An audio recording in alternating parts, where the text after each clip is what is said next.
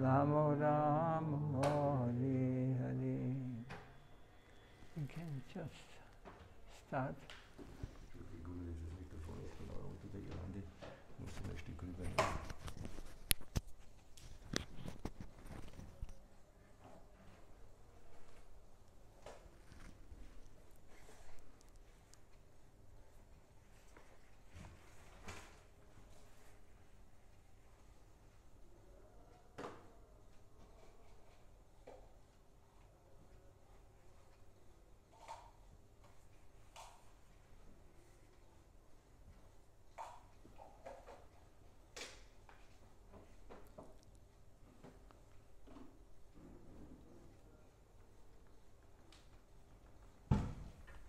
Okay, I'll read a few lines from yesterday to get connected to a new topic. In this way, Vrindavan Thakur has made a new path by threatening the unbelievers in Gaur Nityananda.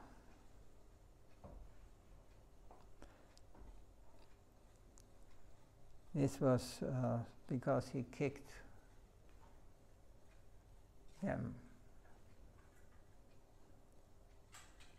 In Krishnadas Kaviraj was just opposite his mood. He was seeing himself lower than the lowest. But Vrindavandas, he was very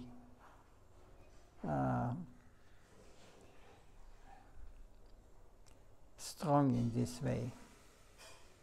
By his strong remark of a very abusive character, he has given a chance to those followers to draw the greater and more special attention of the authority. But this kind of statement, as we see given by Vrindavan Thakur, can come only from the fully surrendered soul. One who is fully surrendered to Krishna can say such things, like, I kick you in the face. If a pure devotee speaks like this, he is not offending. Like even Swami Maharaj, he used this also in one morning walk.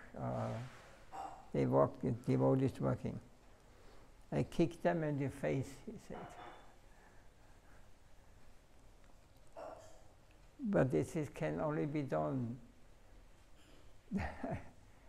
like our Guru had chastised some of disciples or some others very severely with a stick in hand. But they were not offended. They were not disturbed. We see this in many devotees. They say things normally, if it's spoken from the mental plane, from the mundane or personal emotion, then you disturb others. You will have fight. They will not accept. But if pure devotee saying something like this, even he's calling or criticizing some of his disciples in front of others, they were laughing and they were happy. They were thankful like this. They were not disturbed because it is on the transcendental plane. Pure devotees can do so many things. It will only help for their help. He is doing this. He is not emotional. It has nothing to do with this mundane plane. So one is fully surrendered to Krishna, can say such things. Krishna is the absolute good, Everything in the soul that is fully surrendered to Krishna, everything in the pure Vaishnava cannot but be goodness. Just as iron, when pure, when put into the fire, becomes of the nature of fire. So the fully surrendered soul is imbued with Krishna, every part. In every part. Sabha Mahaguna Kan Vaishnava Sharire Krishna Bhakti Krishnera Gunasa Kalisa Charaye. Chaitanya Charitamrita. A Vaishnava is one who has developed all good transcendental qualities. All the good qualities of Krishna gradually develop in Krishna's devotee. Every part of a pure Vaishnava, his abusing, everything in him is pure and good. Whether by his blessing or his curse, to him Krishna is giving something. Nalu Kuvera and Manikeva were cursed by Rishi Narada to become trees. But that misfortune was managed in such a way that they come to be born in Vrindavan. So that when their tree form would be uprooted by Krishna, they would get the chance to go to Goloka for their eternal service.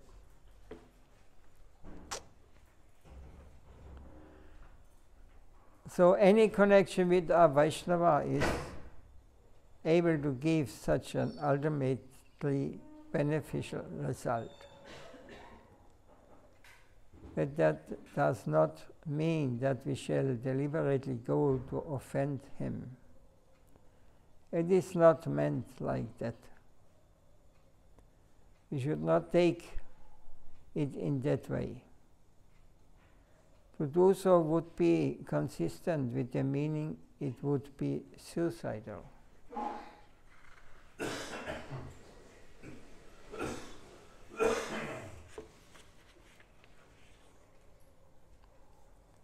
So affection, the controller. The Lord himself says, Aham Bhakti Paratino Ashwadanta Ivatija. I am dependent on my devotees. This was told by Lord Narayan to Durvasa Muni in the case of Ambarish Maharaj. Through affection, the infinitesimal Jiva soul, by continuation, the Lord's potency and fully dependent on him, can conquer or control his possessor, his Lord. Means when we are able to surrender fully to the Lord. Means, what this means, fully surrender to the Lord. Everything I possess belongs to him, including this body, this mind. Everything is meant for him.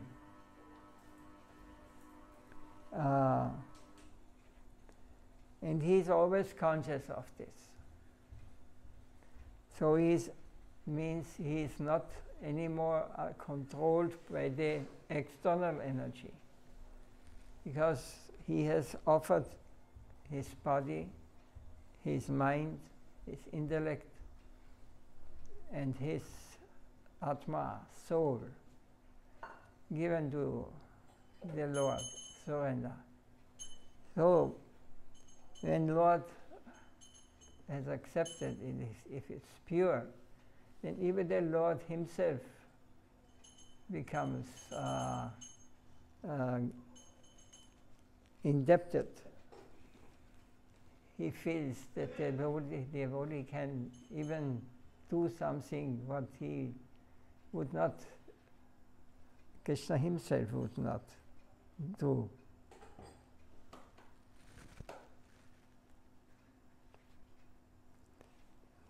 My eyes are not so good.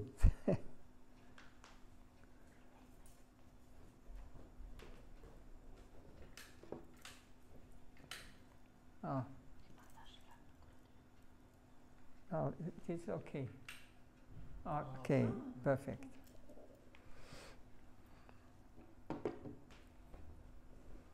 So we find that the law of affection is such in India. Families. The mother formally has nothing. She has no property, no right. But she commands reverence and a high respect. And through this, she holds a superior position even to that of the father. The father holds the property. The mother holds no such property, no such formal right. But she has a social right. And through it, she holds the greatest respect of the children. There's a popular sloka which says that the father is considered higher than the heaven, and the mother higher than the land where we stand. It is also said, and we see, that both the mother and the father help to raise the children. But in that, the mother's quota is far greater than the father. So her dignity, her superiority is much greater than his. This is the custom of Varnashram Dharma. The mother has no legal possession, but she has the social or moral possession. Nowadays, they would not think like this. Nowadays, it's only who has power, who is more strong, or has more money. We think then we can control others. But there is not this devotion, love. With this, one can control the father and all the family. When Dhruva Muni ran to Lord Narayan for shelter, being chased by the Sudarshan Chakra to do his offense against Ambarish Maharaj, the Lord Narayan told him, Aham Bhakta Pradhino Yashvadanda Iva Tvija Saduphiya Gastaridayo Bhakta Bhakta Janapriya. I am dependent on my devotees, O your Brahmin. I am not at all independent of them. I am dependent on them as if I have no freedom of my own. So Narayan says this. I am dependent on my devotees, on their devotion, on their love. He has no freedom of his own. Yes, freedom I have, but through my devotees' affection, I am reduced to such a position that it is as if I have known. In the case of my devotees, I cannot but be partial. My independent singing has no place there. So much indebted, I think I am to them. Sadhuvir Grastaridayo, my whole heart has been swallowed by them. Those saints, devotees, they have swallowed me, and I may not have any independent thinking, but only their interest at heart. By their service, they have acquired such a position with me. Such an admission is a wonderful thing. So Dhruva Muni wanted impartial judgment from the Lord, I am a Brahmana, Ambarish is a Kshatriya. I am a sannyasi, he is a grihastha in household life. So my prestige is above him. And you are Brahman, Brahmanya Deva. You are supposed to be the superior of the supporter of the Brahmanas. So I have a claim to you that you must make a fair judgment in this case. So Lord Brahma and Mahadev, Shiva, both frustrated Durvasa. Go to Narayan, we can't do anything. In this matter we can't interfere. When Durvasa had to approach Narayan for shelter, and Narayan replied, Aham Parhadino, I am helpless, I am dependent on my devotee. It's a high level, but it's Vaikuntha level.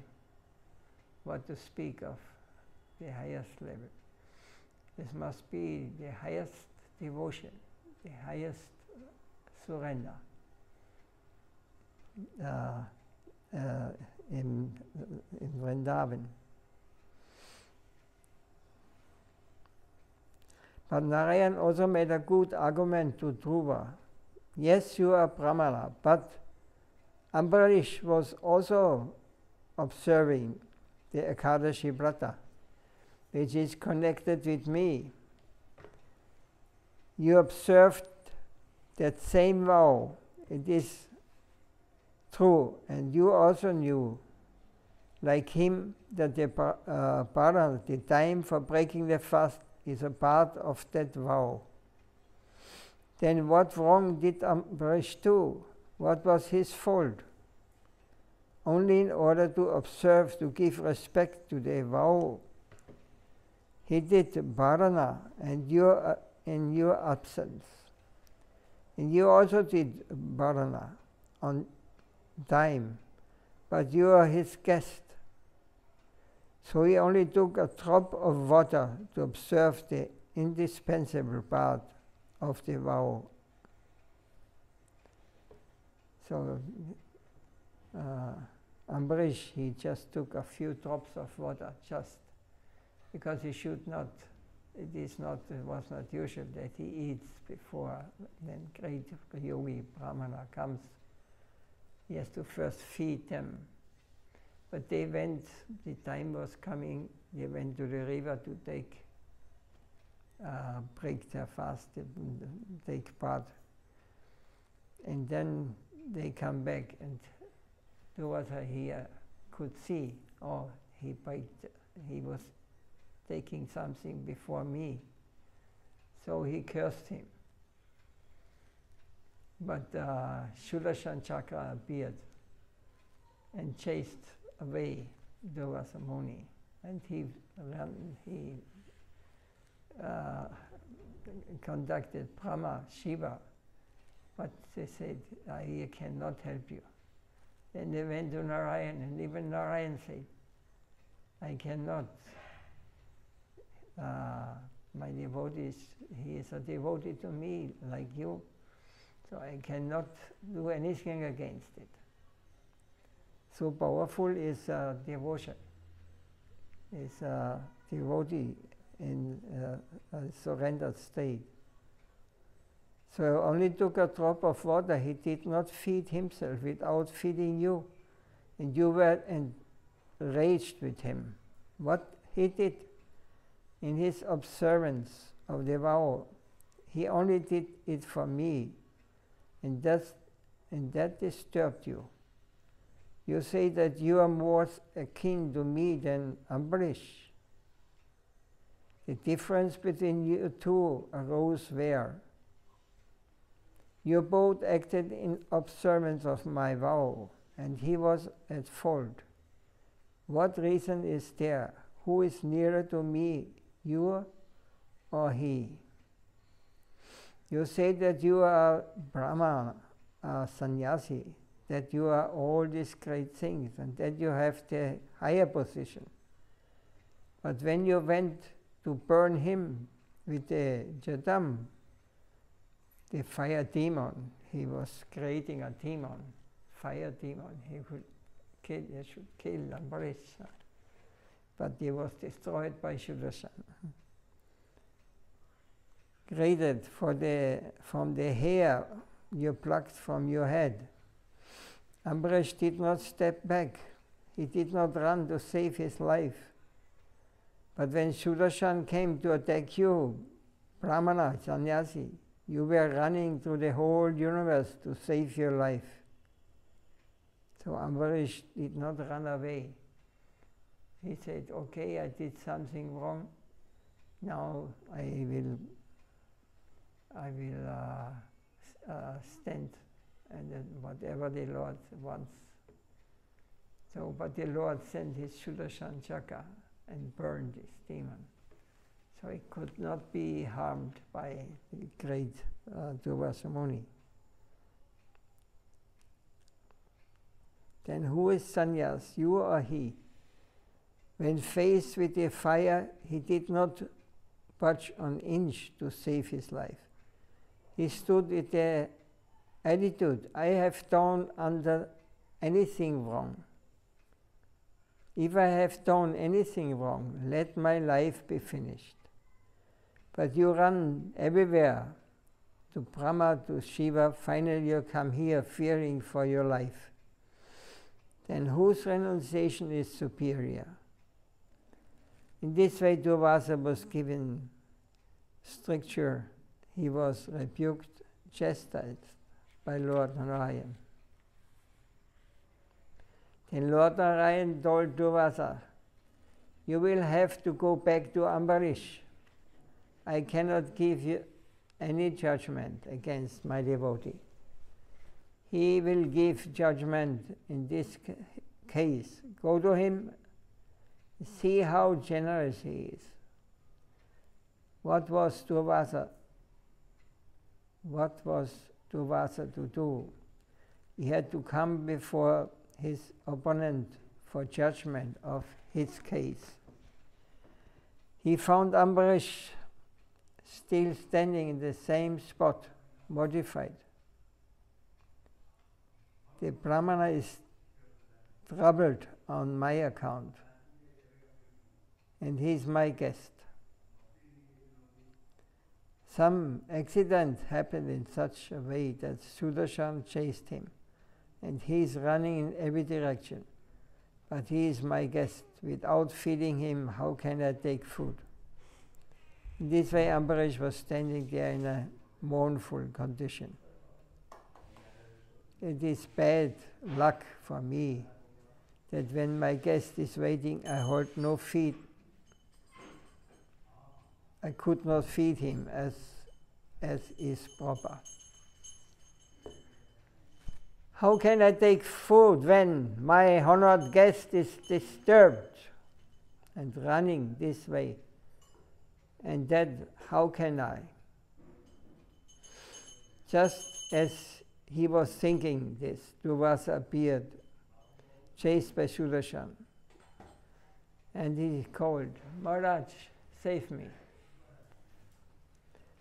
There is no other savior in this world for me except you. I have come to you, please save me. Then Ambarish began to pacify Sudarshan. He prayed, if for a single day I have done any devoted activity for Narayan or Sudarshan, please pacify yourself. This Brahmana is my honorable guest. I cannot tolerate that you will disturb him in my presence. Please stop.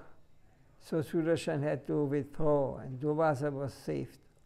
When Durvasa was fed as the guest of Ambarish, and astonished by the magnanimity of Ambarish, Durvasa announced, Aho anandatasanam mahatvam drishtam atyame vittagaso viyatrajan mangalani sanniyasi. In the 9th canto of Srimad Bhagavatam.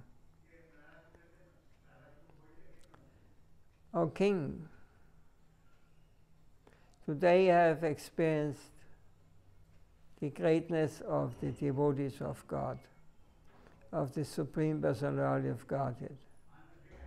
Because in spite of my offense against you, you have prayed for my protection. So Durvasa was astounded to find the depth of generosity in the servitors of Ananta Narayan. That great Rishi began to speak aloud to announce on all sides the magnanimity of the nobility of the servitors of Narayan. How great they are. I did so much wrong towards him. Please save my life from the danger that come as a reaction. I insulted him and he is honoring me so much. So for one who has nothing, who thinks that he is not an independent entity but a slave, fully depends on the Absolute. For him, the Absolute has the proper recognition. So Lord Narayan himself sent Durvasa to be judged by Ambarish. His devotee Brahma failed. Mahadev failed, and Narayan himself admitted, I also failed. I could not do anything independent of you. My devotee, you are the judge. The Lord makes the highest judge his devotee, his servant. We find it is like this. It was a story of Ambarish Durvasa. Muni, is there anything, any question?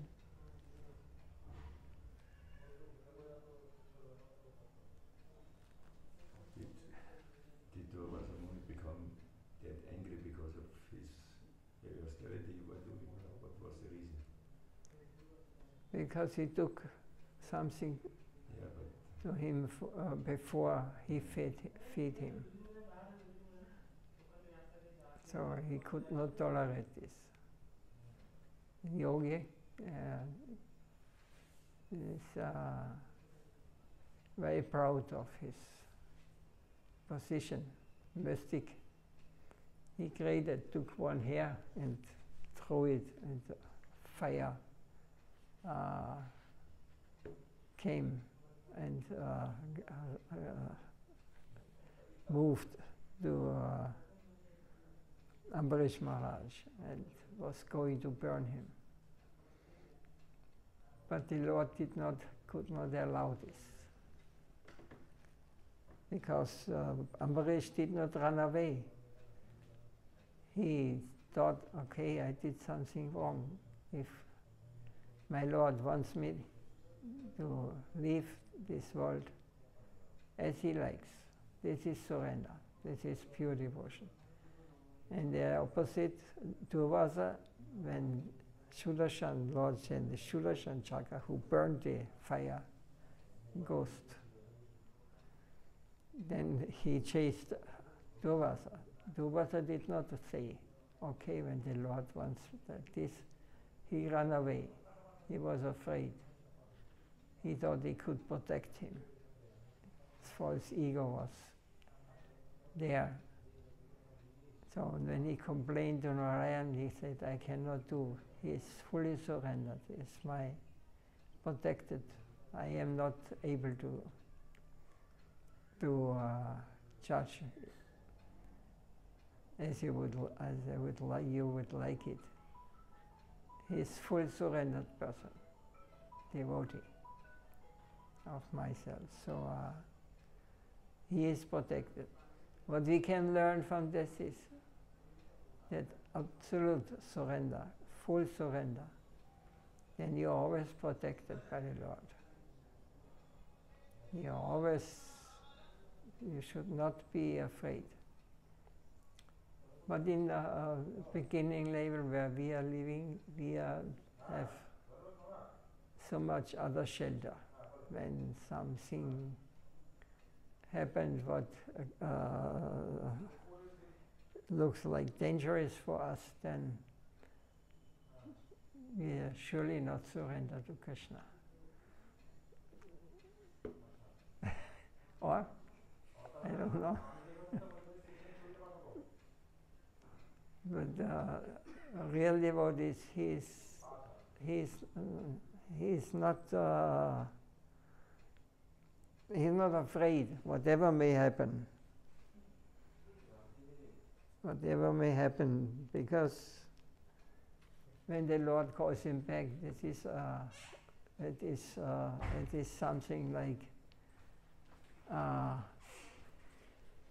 he's freed, he's free, and he has attained his goal. But we think, oh no, I'm dead, what will happen? This teaching is very difficult to understand, to realize, and to practice. It is in the theory, I may say I'm a devotee. I chant Hare Krishna all the time. But as soon as some little problem comes, Krishna is gone. So we have only knowledge, maybe we may have, but when the practice, the reality appears, then we are shouting, help, help, whatever. Then we take shelter in something in this world. This is, it's not easy. But if someone can realize that there is a spiritual plane, there's an eternal plane where we are coming from, then we will easily be saved. When we have understood surrender is necessary.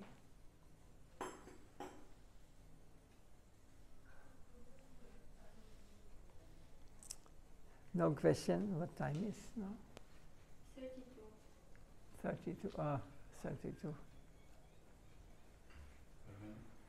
When you go to such a fully surrendered devotee and ask how you are fully surrendered, he will not say, I'm not fully surrendered. The fully surrendered devotee will not tell that he is fully surrendered.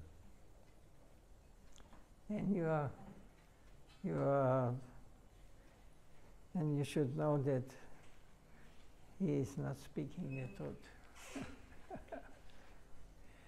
One who thinks he is surrendered, fully surrendered. Never. Devotee will always, because it's natural in this world. He may be fully surrendered, but he feels himself, like Krishnadas Kaviraj, yesterday we heard, how he was thinking about himself.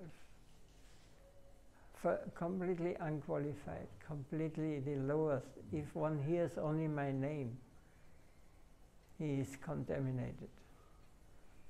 So he was not just speaking like this, he was feeling like this. And Bhaktivinoda Thakur writes Amara Jivana, this song. I am so much fault, I am all bad qualities. And this is not something that he, because it sounds nicely.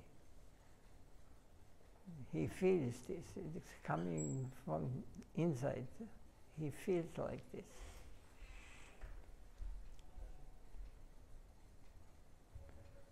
And otherwise we will never understand. When it is artificially we expose like this, or we speak, you are just repeating like Geshe-Das,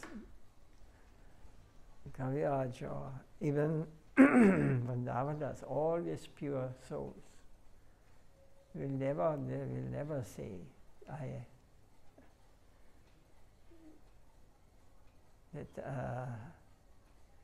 am humble, or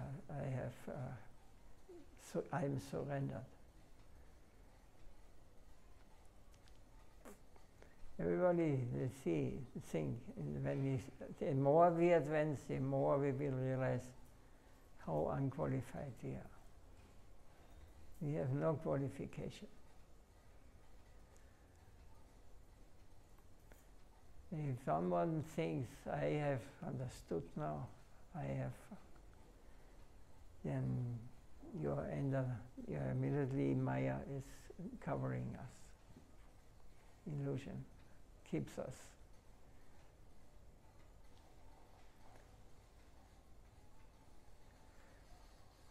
No happy news.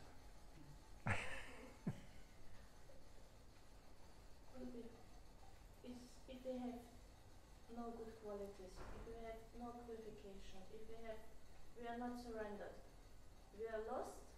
We are really lost in this world, because we will never reach something. We can try, as you said. We have to try it more and more. Surrender has no end. And you will realize when you start to be truthful to yourself,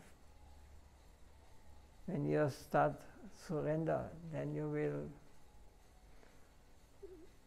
Krishna will be there, and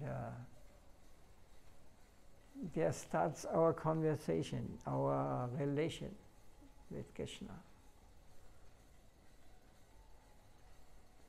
Like Raghunath in his form as Manjari, I think Ananga Manjari is his name.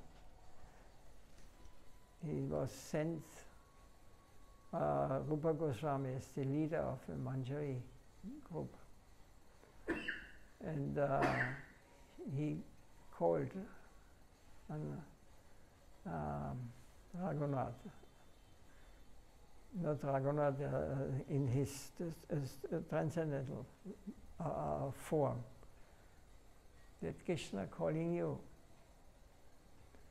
Radharani calling you, you should paint the foot nails. And then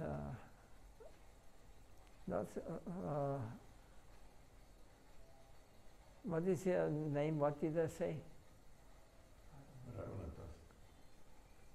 Yes, but his Manjari name.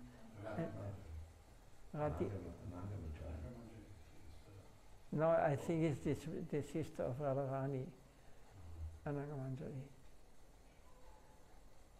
Manjari. Anyway, Rati is I don't remember exactly now. Then she says, no, I cannot go. I'm not fit. I'm not. And but Rupa Manjari say, you must go. They want you. They're asking for you. Radharani asked for you. You should go. Said, I cannot. I'm not qualified. I'm hopeless case. I'm not. Then Rupa Manjari more or less forced her. And she went under the Kunda and started painting the foot nails. And tears come, and he almost collapsed. And then this was meditation. In meditation, then he come out of this pastime, he came back and realized Raghunath, he's Raghunath, and he felt, I have done so many wrong. I am so unqualified. I feel most bad, but tears coming in his eyes and ecstatic symptoms, and all this manifested. We should not think when Raghunath comes out of this meditation that he is now in the material world again. He is in the pastime of Gauranga. And there's nothing to do anymore with anything what has for us meaning. Yes, and he, after he again controlled his ecstatic feelings, then again he entered the Kunj and he continued to do the seva. Radharani's footnote. We cannot understand this. If we would be able to just get a tiny drop of this reality, then we would be completely, we had no relation to anything in this world.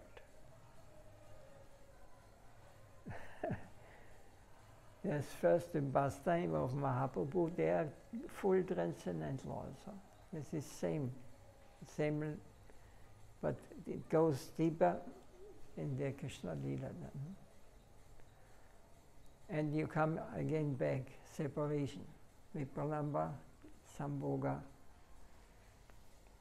and all the Shakis and the Banjaris and all the boys, all they have their parents, they have all this kind of ecstatic manifestation of symptoms, and according to their relation they have.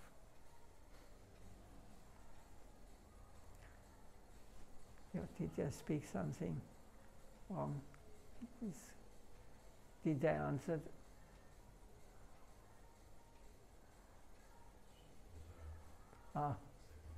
Hast du? How can I see myself that I improve a little bit? Like, I cannot, right? Just the others can see. Yeah. There's a process. The whole book is explaining it. We have to approach someone. First, we have to have the desire. And then, if we have desire to,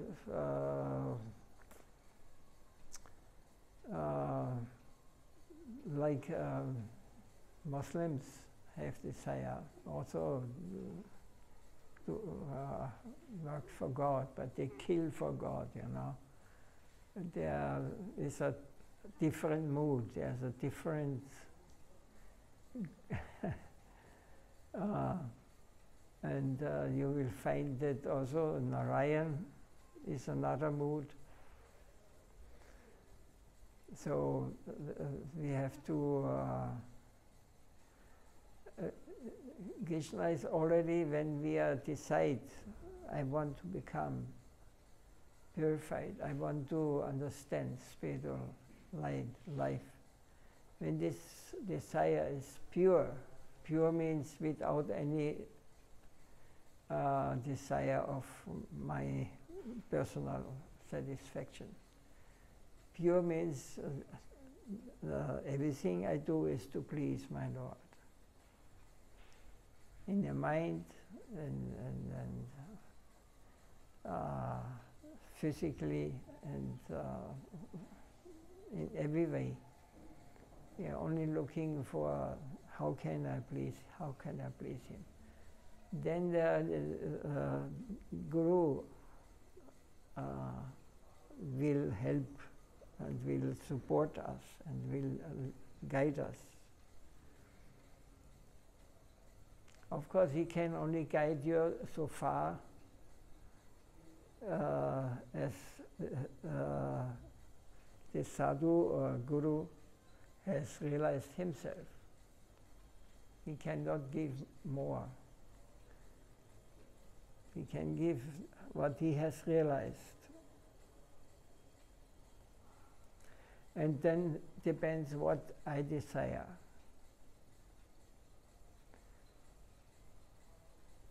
So when I desire cheap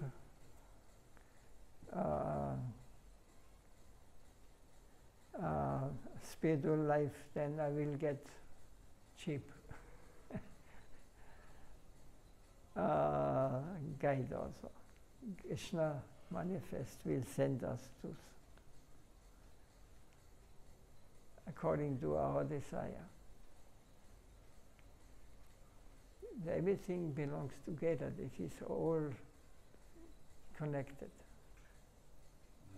Once they came to senior disciples of Bhakti Prabhupada, who were sannyasis, who were coming to Prabhupada and asking Prabhupada, we are following now so long this process, but we don't feel any progress. And then Prabhupada said, this is a very good sign. Yes. Actually, because Two brahmacharis, we are 10 years now in the movement, and we feel not. we have been long time in the movement, but we don't feel any progress. This is a very good symptom. That actually, if you feel like this is actually good, that you don't make advancement, or you feel humble. Yes. This is.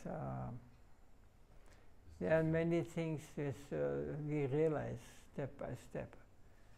This is theoretically, everything is given in the Vedas, in Bhagavatam, and the knowledge coming from our Gurudev and the great sadhus and Vaishnavas.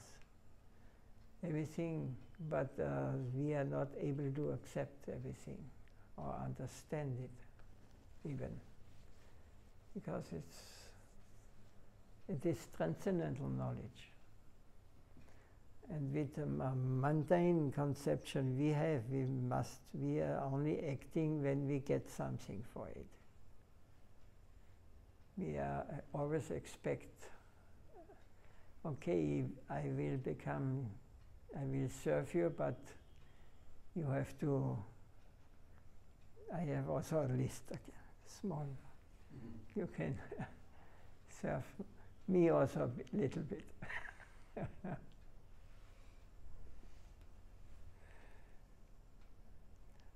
But this is step by step, you know. Somebody who says he is not like this, then you are then we are in illusion.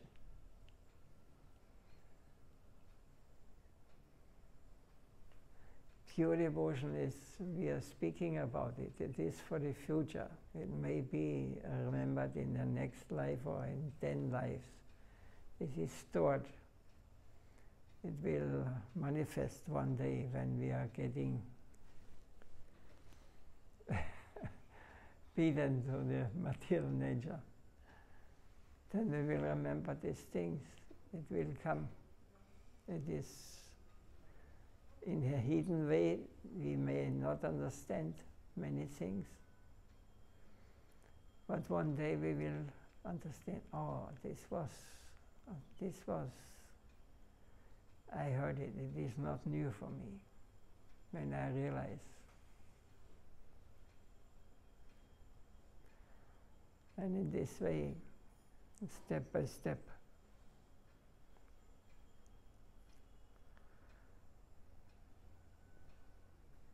Last year, you said in one lecture, you was reading out of the book that we need a realization every day. But it's not possible to have realizations every day. Why not? It's not Every happening. second. It's not happening. Yeah. We are not able to follow properly, or we are not. We have too many separate interests. Separate interest means I have too many desire in this world. So I cannot mix up these things.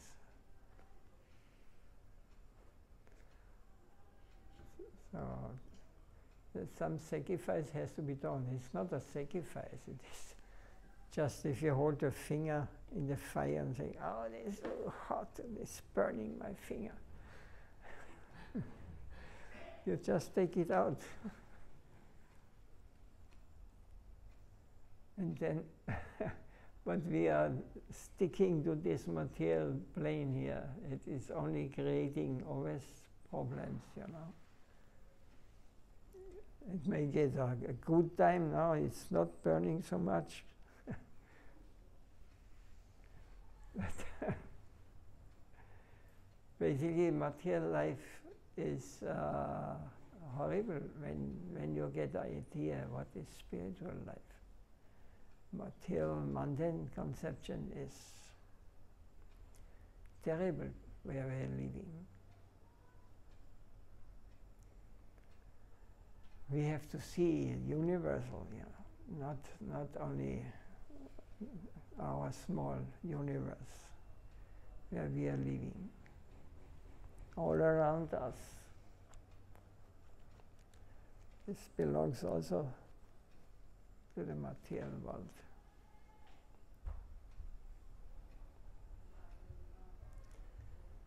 Universal consciousness. God is individual and He's universal present. He's outside and inside, everywhere. You go out here and when in Radha Kund is beautiful. You go out and say, Radharani, everything belongs to you, Radha Govinda. My body, my mind, everything is you, whatever you want to do. I am yours. And then you are not meditating about what shoes or what these things you need and what will happen when this happens and this. Then you are only, Radharani, when we surrender like this, then you will have association. And nothing outside can disturb you. Even in this chaos, what we experience, this is special in the West, in Vienna, when this chaos with the rickshaws and with the people,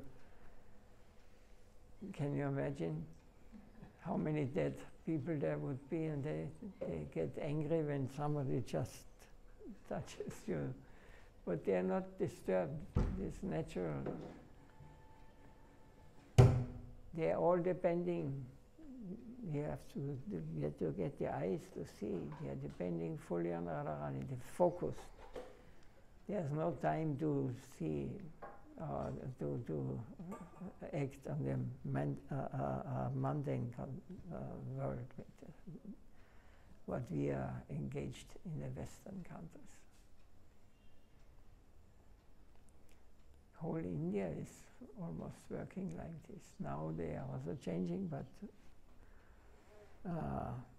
when I came first, I could not understand.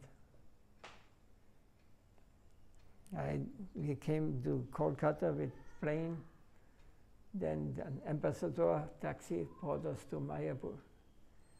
8 people were sitting in this van, and he had a Kali Murti in front. He'd speak a few mantras and then full gas to the villages, he was only full gas driving, not, and it worked. Nothing happened. But if you go with a mundane conception, then it would not work like this. It is far beyond our conception. We must destroy our old.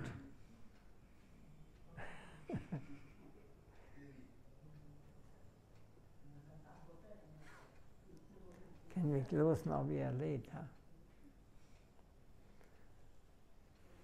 Jai Srila Srila Dev Goswami Maharaj ki Jai, Sri Radha Kund ki Jai, Srila Gurudev Nitya Leela Vaishnava Vishwapad Paramahamsa Vicharya, Astotara Sattva Srimad Bhakti Vaibhava, Guru Goswami Maharaj ki Jai, Sri Giriraj Maharaj ki Jai, Srila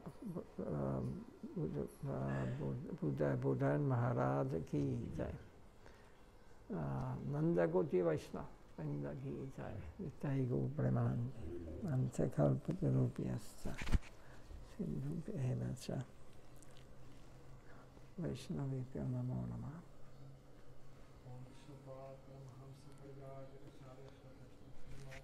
Bhakti Sadhaka Muni Swami Maharaj